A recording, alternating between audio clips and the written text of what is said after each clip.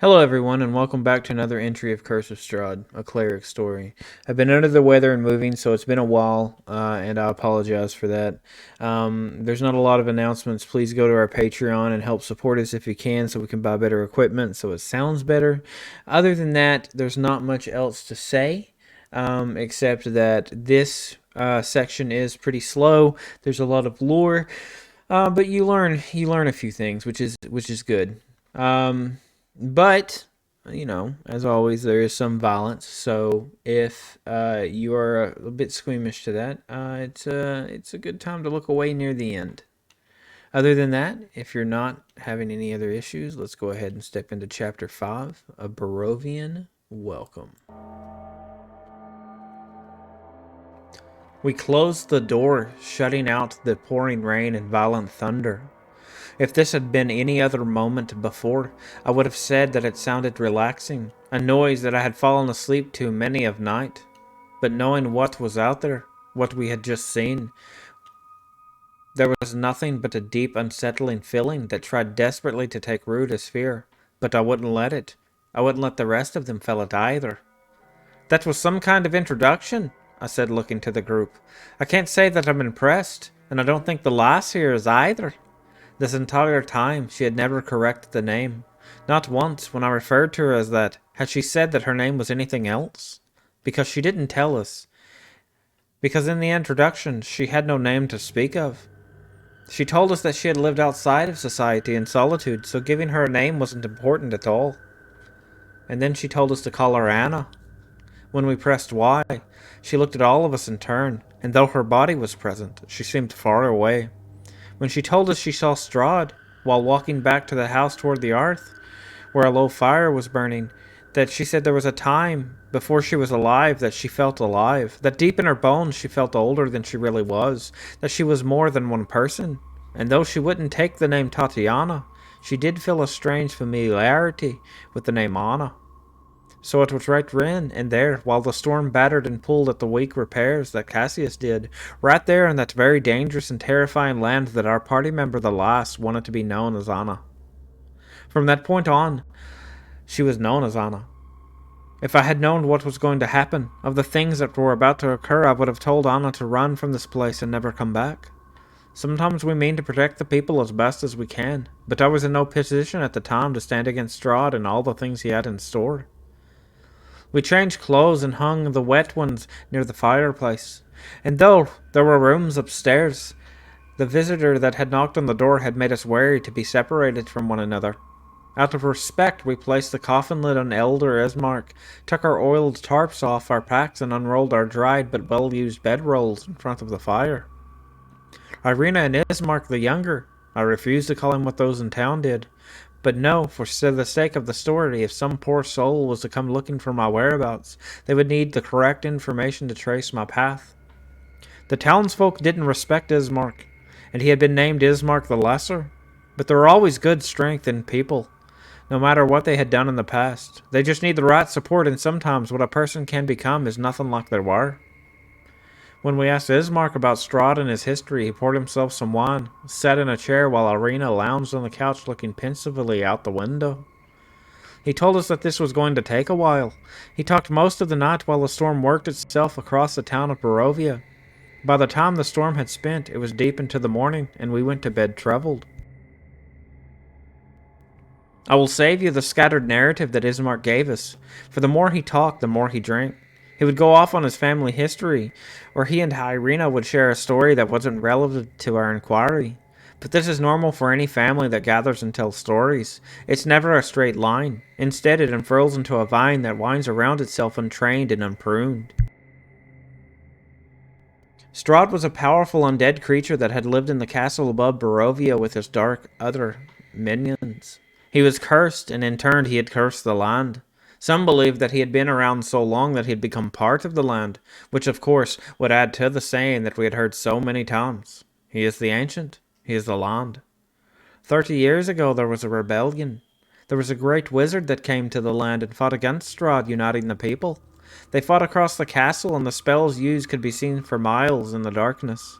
It was said that the wizard's mind was broken, that the Vistani was behind helping Strahd win.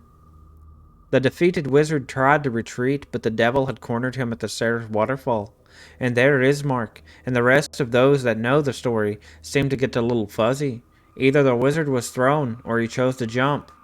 No one knows, but his remains or he was never found again.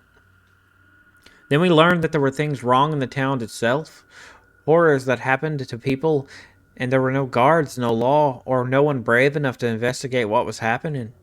For instance, there were people either disappearing from their homes or growing ill that nothing could cure. When we pressed how many, he would tell us that there was one a week. Irina agreed with him and told us that there was one man that was sick now, and his name was Kolyakov. The horrible part is that if they died of this disease, they would come back as the undead. Now, I of course have dealt with the undead before coming to Barovia. Neverwinter wasn't freed of its own unholy problems. On top of that, no one would help them bury their father. None of us knew what we could do about the sick and dying, but I knew we had to try and help. So we agreed to help him and do what we could. He seemed appeased. Ismark, his troubled face going slack, finally drifted off to sleep in his chair, and Irina, not touching anything, stood, walked over, took the empty bottle from his lap, and bid us a good night. From there we drifted off into a troubled sleep. I don't know if the others dreamed, but I did. It wouldn't have been important to mention, but I hadn't remembered a dream in over 20 years. This was when a field of grass glistening with dew. That fog that had been ever present was around me, but in front of me there was a woman dressed in silver armor walking away, and I tried to follow, but I could never catch her.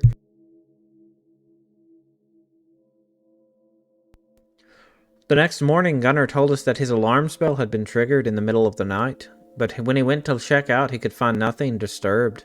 Just a set of footprints that walked around the carts and then disappeared to the fallen gate. With no other evidence, there was nothing else we could do but make sure that our things were secured in the house. We emptied our main wagon while Governor cast alarm on his handcart and vowed that he would just take it with him. We stood in the muddy wagon ruts. The dim lights failed to perceive the mist. The horses were skittish and the air was cold and damp. After we had loaded Ismark the Elder into the wagon, Cassius was at the reins and Ismark behind him. We followed in a slow march with Irina leading the procession. Normally when someone who was held in office, people would come out and pay their respects.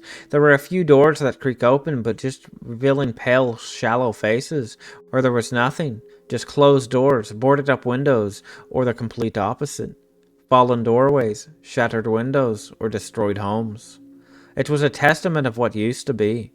We took in these things as we slogged through the muck and mud, but we trudged on northward toward Castle Ravenloft until the town was all but behind us and the mountain towered above us. At the base was a single-story church with an empty bell tower. It was a comfort and a curse to see that holy symbol was still present while the darkness strangled the land. To me, it was a beacon of hope, an island for travelers to come to. We were greeted by a large round man with a swollen nose and thinning hair. He wore a patched brown robe. Like the rest of the people I had met so far, he tried to be jovial, but there was a sadness that sat around his eyes. Not the kind of sadness that a holy man has, that the sadness is a weight of all those suffering that he could only pray and hope that his God would help them. He introduced himself as Father Donovich and welcomed us to his church when we were finished. With shovels in hand, we followed Irina to a spot and we started digging. It was a disgusting work. With the rain, the sides had started to collapse, but we managed to lower the coffin into the ground and allow their father the finality of the eternal rest under the earth. After that, we stood solemn as Irina and Ismark said things about their father that I couldn't confirm or deny. There were pleasant things a distant friend would say, but not how children react to their parents' demise. It told me one of two things. Either these two had no close connection with their father, or the horrors that they had seen had deadened any kind of raw emotion. After they had spoken, I sang the song of burial, one that I wished that the soul would find peace in its departure from the mortal realm and into the spiritual one. I could have said anything I wanted, asked Moradon to take over and lead him with his bright spark through the darkness, but I wanted the spirit to go wherever it might have wanted to go. Though I wonder if it would have even mattered now, knowing the things I know about this place and the death itself. All the while we participated in this ceremony, there was a tall figure that stood on the other end of the graveyard with a black umbrella and matching clothes.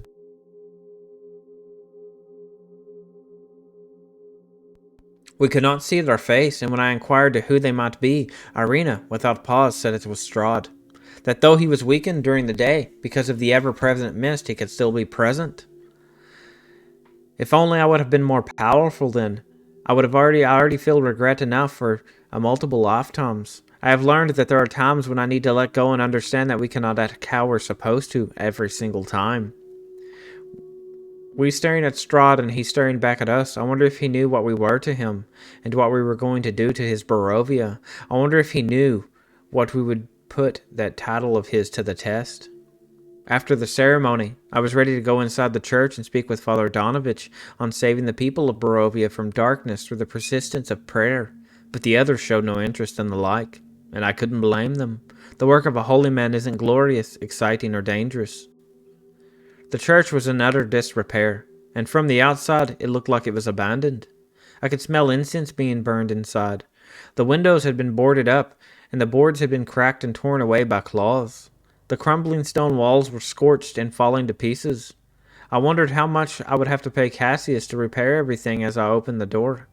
There was no light beaming from the outside, no hymnal music coming from anywhere in the room. The floor was littered with shattered pews. The wooden pieces were rotten. Donovich was standing at the stone altar, void of anything. He held out his hands, his smile weak and full of shame. "Welcome to the Church of the Morning Lord." The Morning Lord, the god of dawn. How fitting that he could be found in these lands of darkness. When I asked about following and his history, Donovich told me that Strahd had the place attacked over and over throughout the years, and that since he had taken the land, the light of the Morning Lord had been fading. No one came to church because the church could not protect them in their homes. I could tell that the father was wounded and hurt spiritually, broken. I had been on that path before, and I had told him sometimes a man may lose their faith, but the God would not stop believing in them, that the light of the Morning Lord was still shining down on him, and together we would clean up this church and bring the patrons one at a time if we needed, and save them. It seemed to cheer him, and we shared a moment where I thought the light of hope had filled him once again, and he slapped me on the back and told me he was happy that I was here. I informed him that with the Morning Lord and the Allfather at our backs, we would drive out the darkness of Barovia. He told me he had something to show me that he thought I could help him with, and since I was so happy to help, I assured him that I would help with anything, that as he needed, I would do anything to help him. I followed him down the stairs that led to the undercroft. The air grew cold and stale. There was a hint of something rotten, but being the undercroft, I expected nothing less. There was, again, low light in here, as well, and Donovich, being human, had to light a torch so we could see his way around. He led me toward the farthest part of the room where I could feel that something was off, and though I was with this fallen holy man, I wished at that moment that my friends had come with me. "Do one last favor," he whispered. "Of course," I replied, squinting into the darkness. I could see something moving between the columns, but I wasn't sure what it was, or if it was just my imagination. My hand touched the hilt of my mace. "Feed my son," he shouted and shoved me forward. And that's in the shadows collected into a singular figure, a young man with hollow cheeks. The skin was torn, revealing white bones underneath. His black hair seemed to be falling out in patches, and he loped toward me, showing long fangs and solid black eyes. He shouted how he hungered and thanked his father. Father? Donovich had harbored this vampire son in the Church of the Morning Lord, and lured not only me but others down into the undercroft with the promise of help, and left them at the hands of this monster.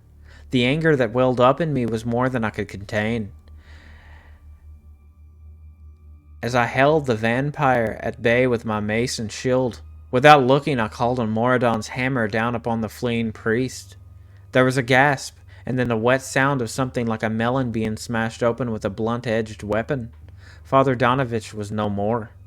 He was already on his way to meet the Morning Lord. This would be the moment that some reading this journal would cast judgment upon me. Maybe they would have accused me of being callous to the father's situation, that he wanted his son to live no matter what form he may have taken, or maybe he was fearful of his own safety, that he couldn't have escaped and was enslaved. All of those reasons are valid for someone without a spine. He was a coward, and he died a coward, But I couldn't think about him anymore, for the monster was coming toward me once again, and I called onto the protection of Moradon, and his strikes couldn't get close to me.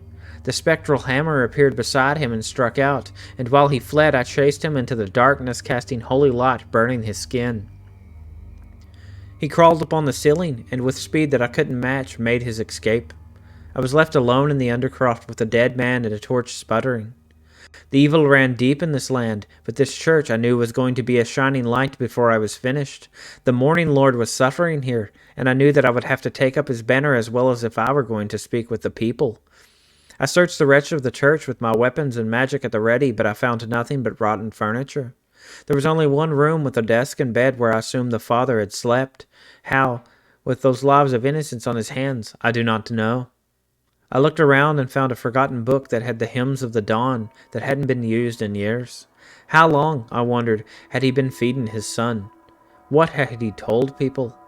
My friends said they would be back, and I knew what I had to do, so I went to work. Cassius was the first to spot me when he came back. There were 6 drained bodies that had died in the undercroft lined up on the base of the stairs, and then the body of Donovich laying apart from them. If he would have looked, he could have seen where I drug him by his feet down the stairs, creating a trail of gray brain material and blood in a jagged line, but I could tell he was more worried that I had lost my mind. "Don't worry, Cassius," I shouted. "I've not lost my mind." They helped me bury the victims, and after I told them about what happened, they started to lower the priest into a tomb, but I interrupted them and dumped the body upside down into the hole. I said no prayer, nor asked for forgiveness for this fallen soul. Instead, we buried him in silence and left no marker, so no one could mourn him. History should erase cowards, even if they were part of it. The day was, I thought, over, but it was just beginning. Already we were baptized by conflict and betrayal in Barovia. What was going to happen next was a chaos that I couldn't have even prepared for.